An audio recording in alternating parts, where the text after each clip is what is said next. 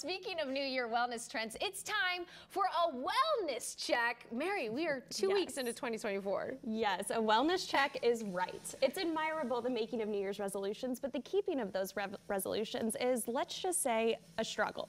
So, how do we navigate the feelings that come up in the new year? I asked the experts at Terrace House, a modern counseling space. Take a look. The start of a new year serves as an opportunity for many to set new goals and commit to better habits. But still, the excitement of a fresh start can be accompanied by immense pressure when it comes to New Year's resolutions. Research has estimated 80% of New Year's resolution makers ditch their goals before reaching the finish line. So how do we navigate the pressure that comes along with this time of year?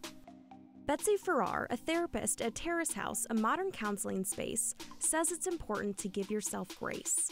As we enter the new year, it's natural to reflect or analyze kind of the behaviors of the past, patterns maybe we want to change, and so we get inspired oftentimes to set these resolutions or goals.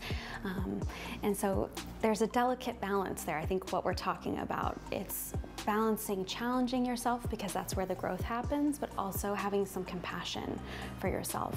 Do you have any recommendations on how people can approach those New Year's goals that they've made?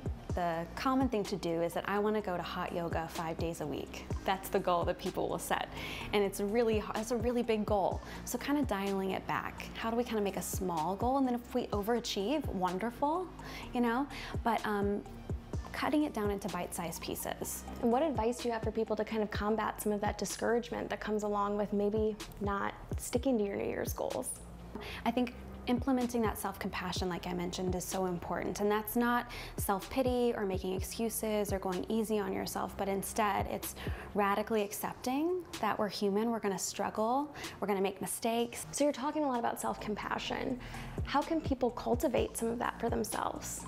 One useful tip that I use a lot is thinking about someone you love, like a best friend or a family member, going through the same thing that you're experiencing. And oftentimes it's so much easier for us to express compassion towards a loved one than it is ourselves, right? We have this inner critic, perfectionistic side that shows up.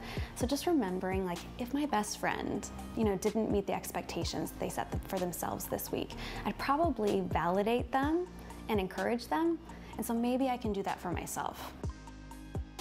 Oh, I love the talk about self-compassion. We need that not just in the new year, but all of the time. Terrace House, a modern counseling space, has 4 St. Louis area locations. You can see all that information right there on your screen, as well as Betsy's Instagram.